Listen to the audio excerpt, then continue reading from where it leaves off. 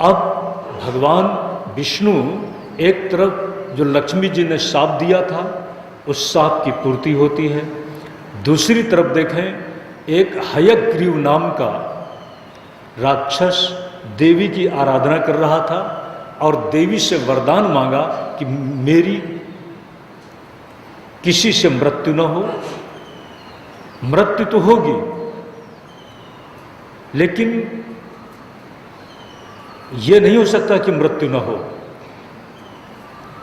तब हयग्रीव ने कहा कि अगर मृत्यु मेरी होती है, वो जानता था कि मेरे जैसा तो कोई दूसरा हो नहीं सकता है, तो मेरे जैसा ही कोई हो उसी से मृत्यु हो।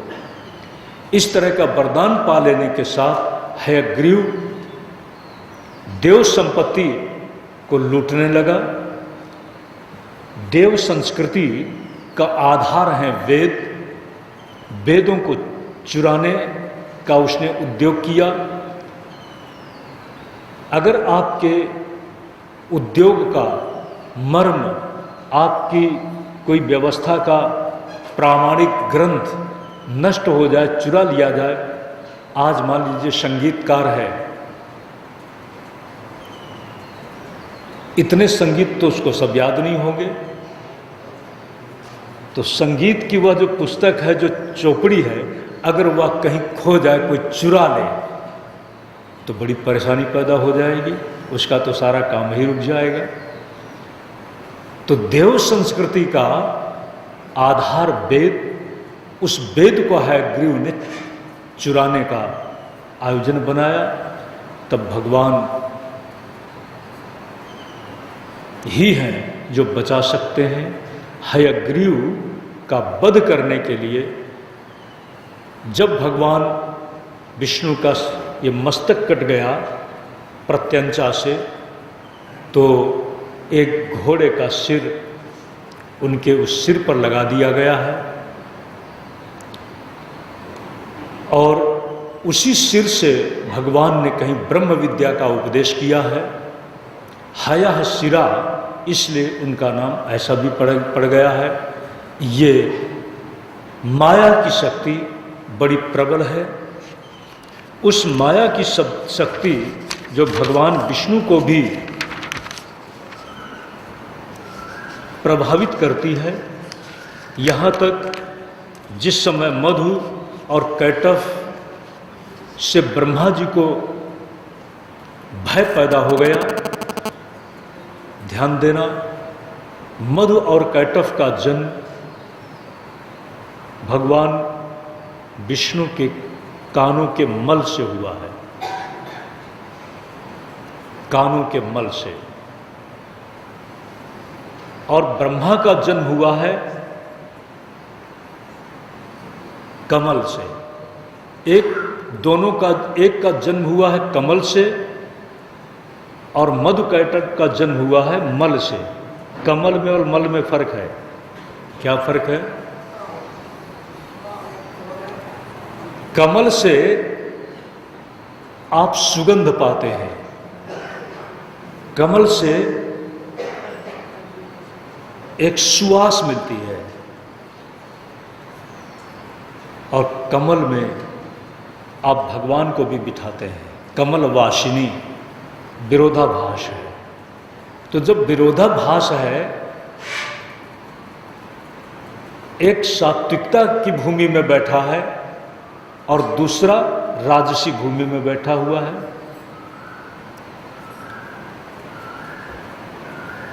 कान का दोष क्या है? कान का दोष क्या है? ईर्ष्या और द्वेष की जो कहानी चलती है, आप अपनी प्रशंसा में राग रखते हैं और अपनी निंदा में आप चुभन महसूस करते हैं। राग और द्वेष, प्रशंसा में राग है और निंदा में चुभन है। तो राग और द्वेष,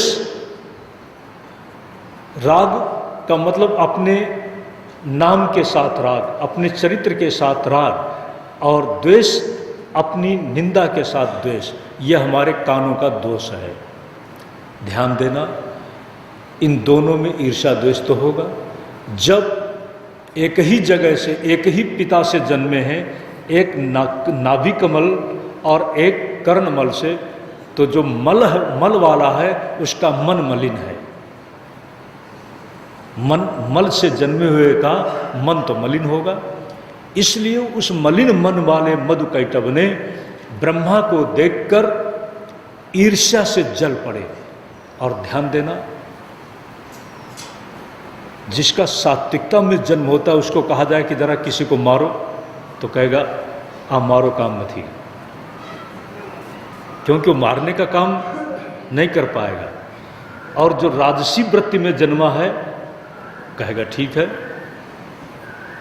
वो जन्म से ही ईर्ष्या द्वेष से ग्रसित होकर मधुकैटभ ब्रह्मा को ईर्ष्या द्वेष से प्रेरित होकर के उनकी खूबी को न सहन करते हुए उनको निगल लेना चाहते हैं।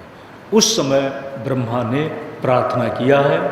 रात्रि सूक्त में देवी की महिमा उसी बात के लिए प्रार्थना है, जब भगवान निद्रित थे।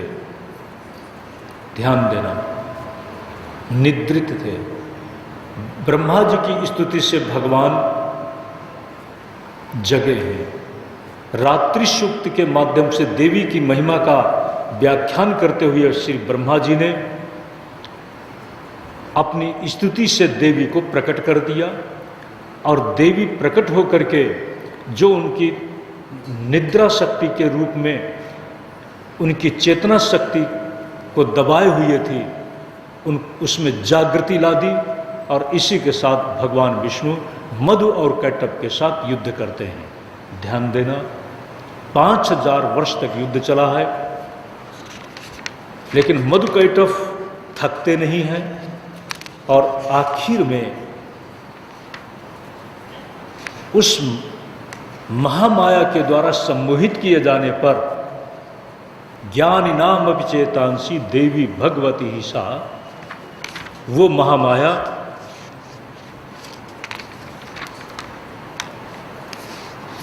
मधुकैटभ को सम्मोहित कर देती है। और भगवान विष्णु से वो वरदान मांगने के लिए कहते हैं। भगवान से कहा कि मैं तुम्हारे बल से बड़ा प्रसन्न हूँ, मुझसे वरदान मांगो। हमारे साथ तुम इतना लड़ सके ये कोई सामान्य बात नहीं है, इसलिए वरदान मांगो। भगवान विष्णु ने कहा आप मुझे वरदान देना चाहते हैं। ध्यान देना, भगवान जानते हैं कि मुझे क्या ये वरदान देंगे, लेकिन फिर भी वरदान देना चाहते हैं तो एक बात दो कि तुम्हारी मृत्यु मेरे हाथ से हो।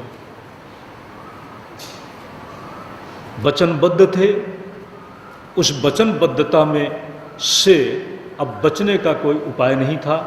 और उन्होंने कहा ये तो हमारे साथ वंचना हुई, हम अपने में ही ठग लिए गए, लेकिन कोई बात नहीं, उस जगह मुझको मारो जहाँ पर गीलापन न हो। भगवान ने सुदर्शन चक्र से उनका वध किया है। ये महामाया महाशक्ति बड़ी अटपटी है। ये देव असुर यहाँ तक कि ईश्वर कक्षा में ब्रह्मा विष्णु महेश सबको नियंत्रित किए हुए है। उसकी महिमा से ये जगत शासित हो रहा है।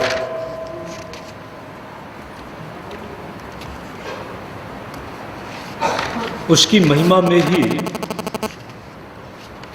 हमारे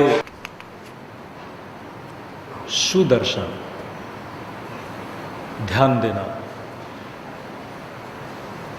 दर्शन का अर्थ क्या होता है?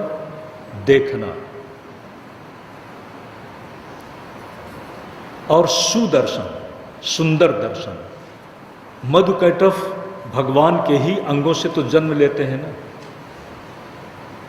और सुदर्शन रूपी चक्र से, विवेक से जो अज्ञान है वो नष्ट हो जाता है। अज्ञान नष्ट ही होगा विवेक से। विवेक रूपी सुदर्शन चक्र आध्यात्मिक अर्थ में इन मधु और कैटभ जो हमारे जीवन में राग और द्वेष से निरंतर हमको चला रहे हैं, उनको बाधित किया जा सकता है। इस बात का ये आध्यात्मिक रहस्य है। लेकिन वह विवेक भी तभी जागृत होगा जब शक्ति की कृपा होगी, नहीं तो विवेक भी सोया हुआ रहता है। विवेक जग जाए, इसके लिए शक्ति की कृपा चाहिए। व्यास जी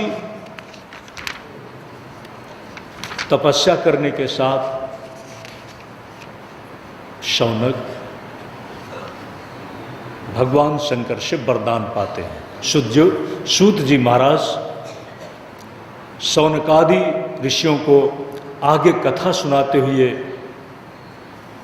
कह रहे हैं, व्यास जी ने बड़ी तपस्या की और तपस्या से उनको वरदान मिला, और उस वरदान के साथ ही उनको अरण्य मंथन के प्रसंग में बताया है।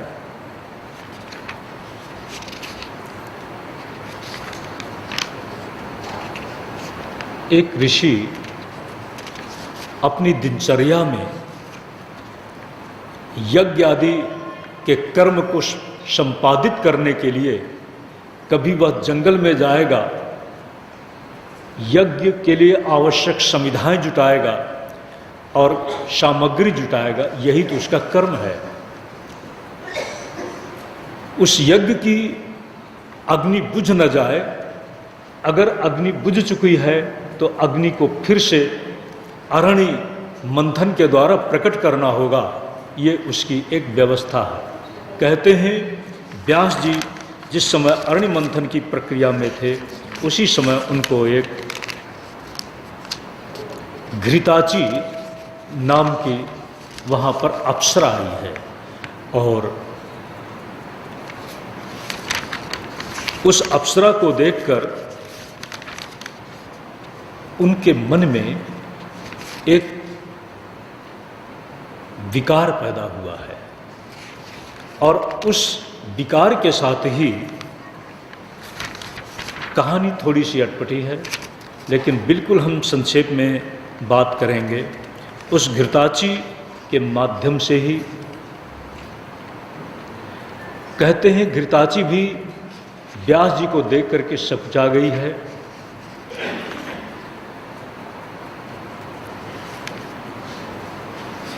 सकुचा कैसे गई है? एक जैसे सुकी का रूप मानो वहाँ धारण कर लिया। सुकी कहते हैं पोपट, पोपट तो आप लोगों ने देखा है, उसी को सुक कहते हैं, और उसी का स्त्रीलिंगांत रूप है सुकी। सुकी का रूप उसने धारण कर लिया है। खैर, ये यहाँ पर कथा है।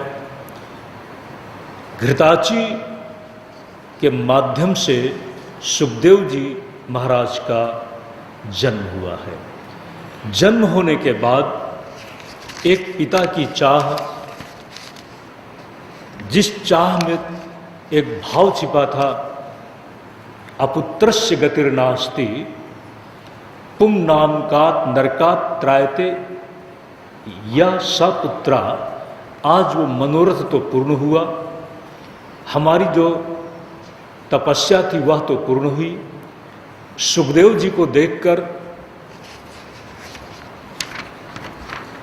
पिता व्यास बहुत प्रसन्न हुए।